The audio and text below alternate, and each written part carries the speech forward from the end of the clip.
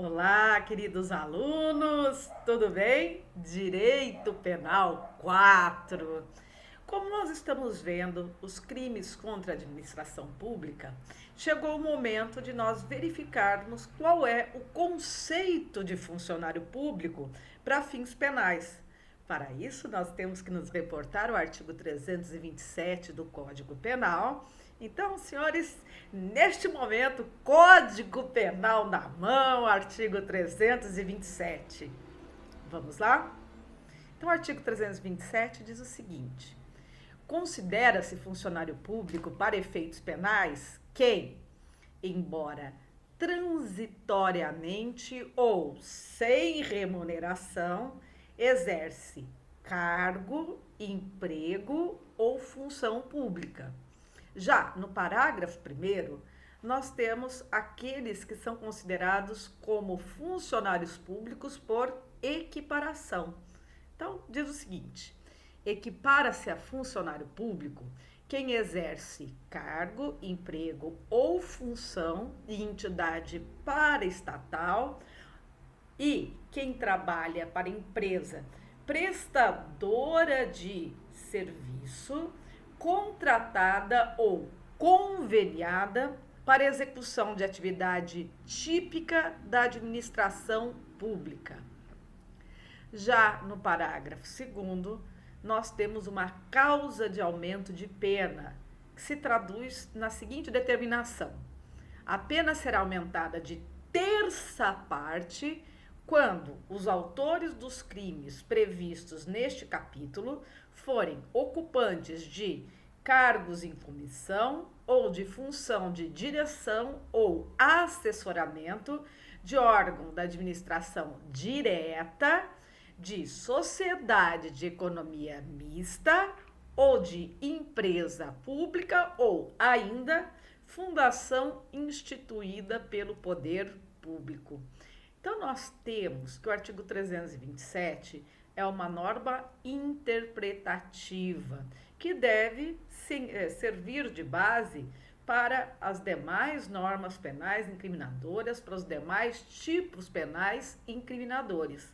Assim, quando nós estivermos dentro do âmbito penal, não importa se crimes previstos no Código Penal ou em legislação penal extravagante, o conceito de funcionário público deve ser interpretado de acordo com o que está disposto no artigo 327 do Código Penal. E, caríssimos, qual é a extensão deste conceito presente no artigo 327?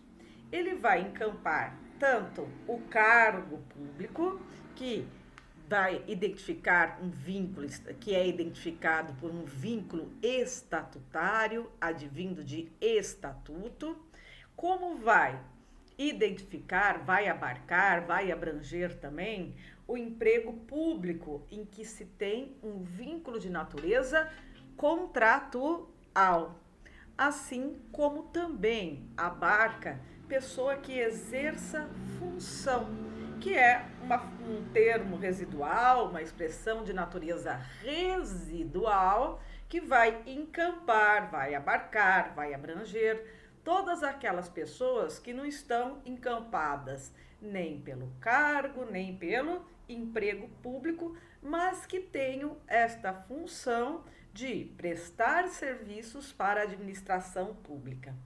E ainda, este conceito de funcionário público vai encampar, vai englobar, vai abranger aquelas pessoas que exerçam serviços, prestem serviços, ainda que de forma transitória ou sem remuneração, como são os casos ali das pessoas que operam como jurados, ou seja, membros do conselho de sentença no tribunal do júri, ali nos procedimentos do tribunal do júri, como, por exemplo, ainda as pessoas que exerçam função de mesários em dias de eleições, aquelas pessoas que são convocadas para ser mesários em dias de eleições.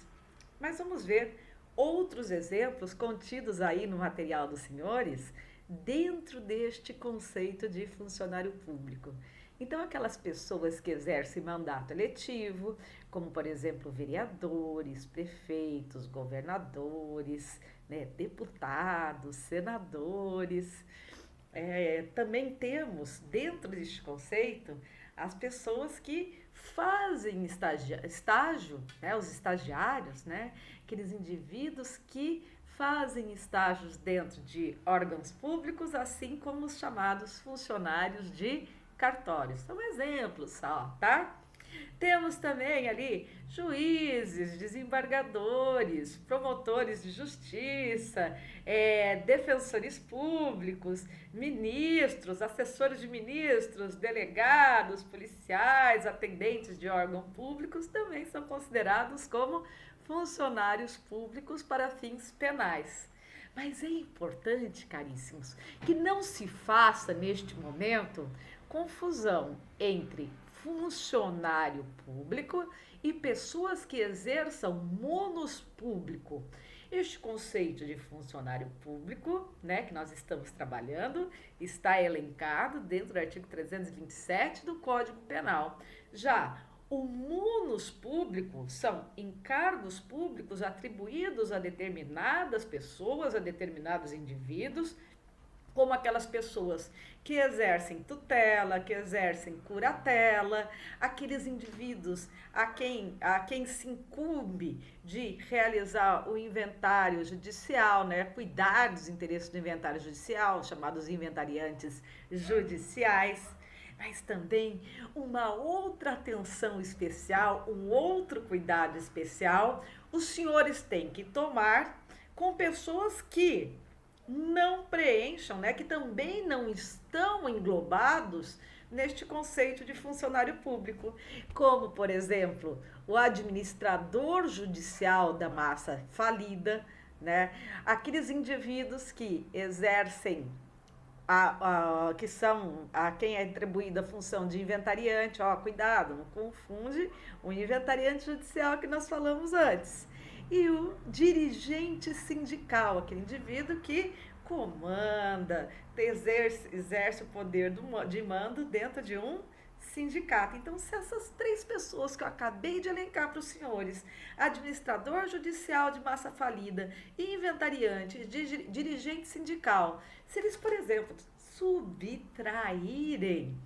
algo pertencente àquilo que eles estão, algo sobre o qual eles têm um cuidado, proteção, vigilância, que está sobre a guarda deles, esses três indivíduos, eles, por exemplo, não vão ser responsabilizados pelo crime de peculato furto que nós já estudamos.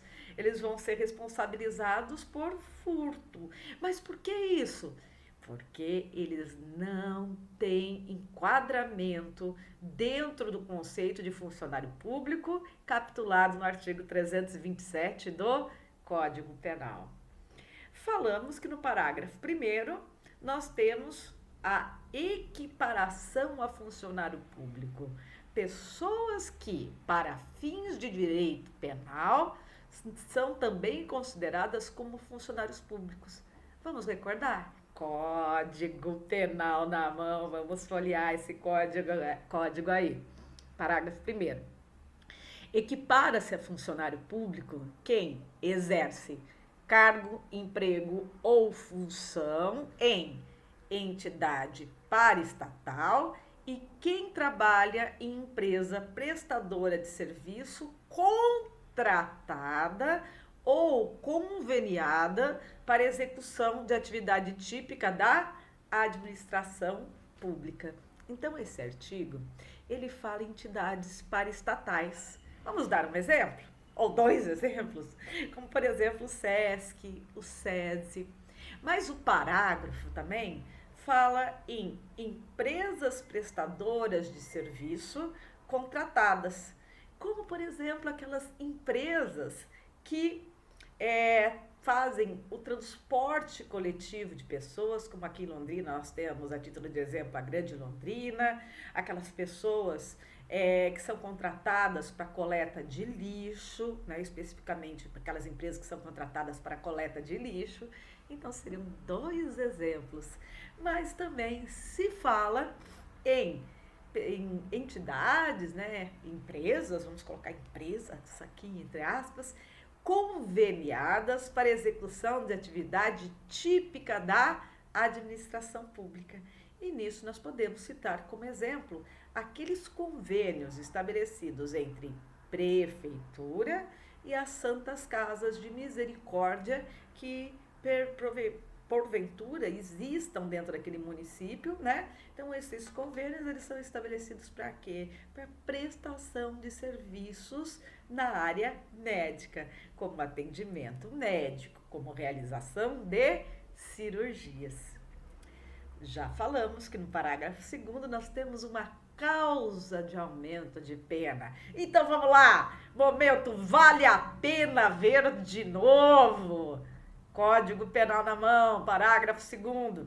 A pena será aumentada de terça parte quanto aos autores dos crimes previstos nesse capítulo forem ocupantes de cargos em comissão ou função de direção ou assessoramento de órgão da administração direta, sociedade de economia mista, empresa pública ou fundação instituída pelo poder público. Então, em virtude dessas pessoas ocuparem ali um cargo de confiança, nós temos a justificativa para o aumento, para a exacerbação da pena privativa de liberdade que, porventura, seja aplicada a estes indivíduos. Nós temos aqui, quase no finalzinho da nossa aula, uma jurisprudência de lavra do STF. Então, essa jurisprudência, ela diz respeito sobre a aplicação dessa causa de aumento de pena aos presidentes de casas legislativas. Vamos lá? Materialzinho aí na mão, senhores. Presidente da Câmara Legislativa, peculato.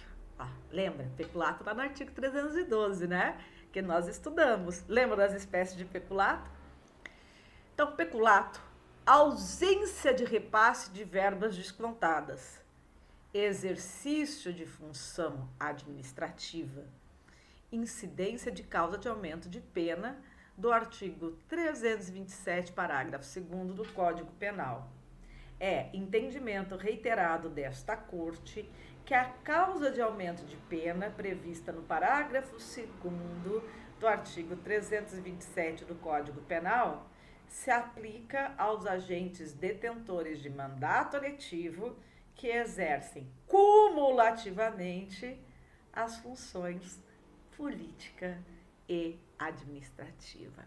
Quem quiser dar uma olhada na íntegra, está no RHC 110.513. Mas, para finalizar agora a nossa aula, vamos fazer um momento vale a pena ver de novo, vamos fazer um momento direito penal, parte geral. Então, no parágrafo 4º do artigo 33 do Código Penal, nós temos um regramento específico para possibilitar a progressão de regime em virtude de crimes praticados contra a administração pública. Então, a pessoa que praticou o crime contra a administração pública, além de todos os demais requisitos, né, de ordem subjetiva, de ordem objetiva, ela terá que implementar mais um requisito específico para tais crimes, caso ela deseja progredir de regime. Então, haverá necessidade de que o indivíduo repare o dano causado ou devolva o produto do ilícito com os devidos acréscimos legais para que ele possa progredir de regime. Vamos ver como fica isso na letra da lei? Parágrafo 4º do artigo 33 do Código Penal. Abriram aí? Vamos lá. O condenado por crime contra a administração pública terá a progressão de regime do cumprimento de pena condicionada à reparação do dano que causou ou à devolução do produto do ilícito praticado com os acréscimos legais. Então, reiteramos que essas pessoas só poderão progredir de regime caso venham a recompor, a restituir o dano causado pelo crime ou ainda venham a devolver o produto do ilícito. Sem que isso seja possível, né? Sem que isso se implemente, sem que seja realizado a devolução do produto do ilícito ou reparado o dano, impossibilita-se assim a progressão de regime, que aliás peço que os senhores se reportem à Lei de Execução Penal, já que estamos falando de progressão de regime, deem uma olhada na Lei de Execução Penal, recentemente alterada pela Lei 13.964 de 2019, o chamado pacote anticrime, porque foram alterados os lapsos temporais, né? Temos novos regramentos para que as pessoas, de uma forma geral, possam progredir de regime. E com isso, me despeço dos senhores, sempre recomendando, por favor, que todos se cuidem, que os senhores coloquem uma máscara para sair de casa, mantenham o distanciamento necessário, porque espero muito em breve estar com cada um de vocês e todos gozando de muita saúde. Cuidem-se e cuidem dos seus. Um grande abraço, até a próxima!